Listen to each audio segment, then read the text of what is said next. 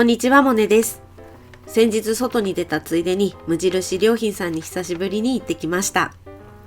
私がここ数年ずっと使ってるヘビロテアイテムがなくなりそうだったんですよね。ということで今日の動画は私の何度リピ買いしてるかわからない無印良品さんのヘビロテアイテムを紹介していきます。動画を見てて気になったポイントや質問はぜひコメントで聞いてみてください。動画の感想もいつも嬉しいです。それでは今日も楽しい手帳時間行ってみましょう。まず紹介するのは単行本ノート。サイズは縦が 195mm、横が 137mm で184枚368ページの仕様です。そしてお値段は消費税込みで190円。いや、安いですよね。以前は文庫本ノートを買ってたんですが、間違って買ってしまってからこのサイズ感が使いやすくて単行本ノートのサイズを買うようになりました。そんな単行本ノートは捨てるノートとして使っています。実はこれに関して質問をいただいているので紹介させてください。こんにちは。いつも動画を楽しく見てます。ありがとうございます。モネさんの動画でバレットジャーナルの存在を知り、忘れっぽい自分に向いてるかもと手帳を始めてみました。ところでモネさんの手帳ではキーページはあったもののラピッドロギング、日々の思いつきやタスクを管理するページがないのですが、そういったのは別の手帳で管理していらっしゃるのでしょうか。ぜひ知りたいです。質問ありがとうございました。おっしゃる通りです。本当よく見ててくださってすごく嬉しいです。ありがとうございます。一応ラピッドロギングっていうのは余計なことを考えないでとにかく素早くタスク化してバレットって呼ばれるタスクの先頭にマークを使って仕分けていくバレットジャーナルの真髄なんですが、普段使ってるシステム手帳には月ごとのラピッドロギングしか入れてないんですよね。日々のラピッドロギングは入れてないんですよ。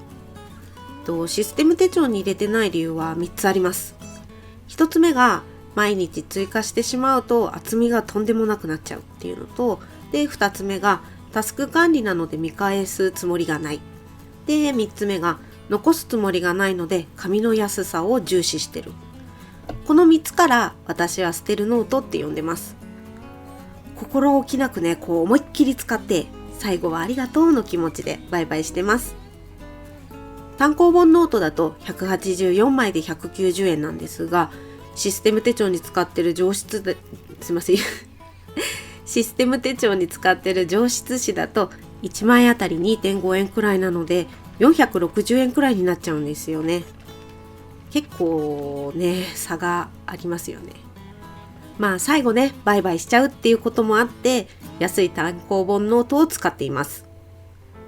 捨てる前提のノートなのでシステム手帳と違ってとにかく中身が雑で、こんな雑なノートを見せることもないだろうなって思ってたんですけど、以前2月の振り返り動画でサボっててあんまり書けないページをあえて公開したら、思いのほか手帳へのハードルが下がったっていう声をいただいて嬉しくなったので、雑な私のノートも公開してみようと思いました。今まで登場してきませんでしたが、恥ずかしさを度外視してお見せしていこうと思います。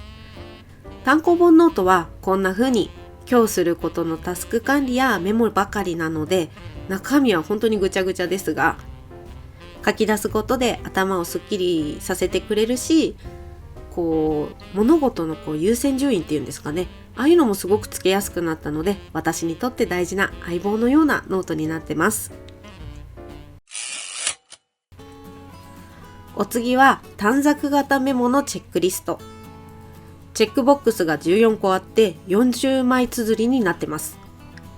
価格は消費税込みで100円。これは単行本ノートと一緒に使ってます。数日かけてやらなきゃいけないことや日をまたいで行うタスク。他には書いたけどその日には完了できなくて、だけどここ数日で終わらせたいものだったりをこっちに書いといて、このチェックリストごとページを移動できるようにしています。前のページを見返したりする必要がなくなるし、しおりにもなるので便利です。短冊メモのチェックリストと一緒に今回初めてチェックリスト付箋紙っていうものを買ってみました。チェックリスト付箋紙はチェック項目が13個書き込めて1色あたり10枚の計30枚入り。価格は消費税込みで250円でした。短冊型メモのチェックリストに比べてとってもコンパクトですよね。このコンパクトさが私に合っているか、どんな風に使うかはまだわかりませんが、使うのが楽しみです。そして詰め替えるペン。詰め替えるペンは本体が30円と破格で、ノック式とキャップ式。で、本体が白、黒、半透明の3種類があります。私はノック式の半透明ばっかりを使ってます。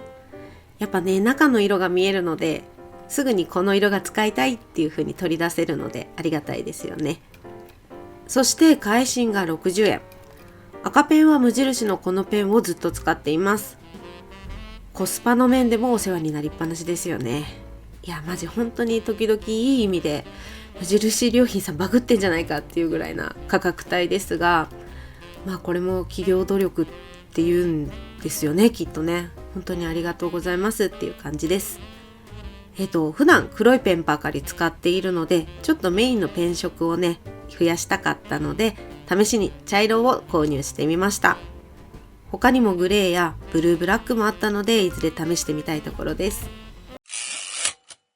文房具は単行本ノート、短冊型メモのチェックリスト、チェックリスト付箋紙、詰め替えるペンの返信を2本を紹介したんですが、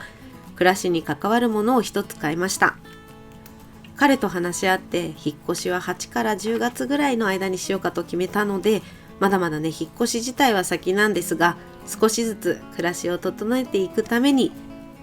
今まで惰性で使ってきたものたちの買い替えを始めました。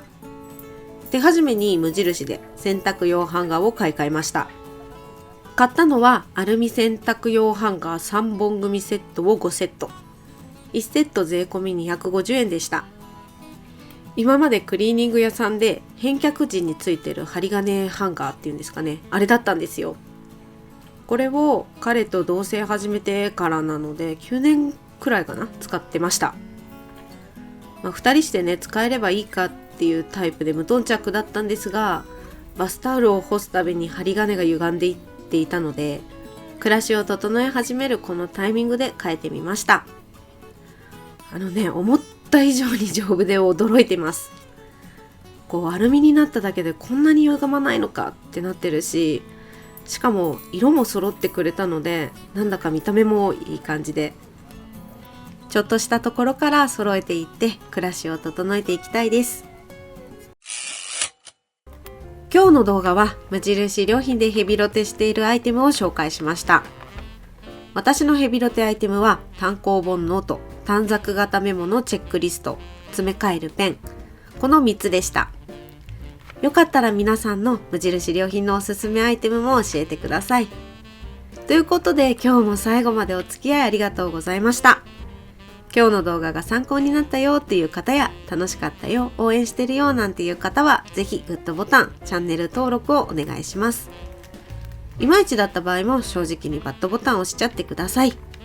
もっと楽しんでもらえるね動画を作ろうって思わせてくれる私にとって大切なボタンです。それではまた金曜日にお会いしましょう。モネでした。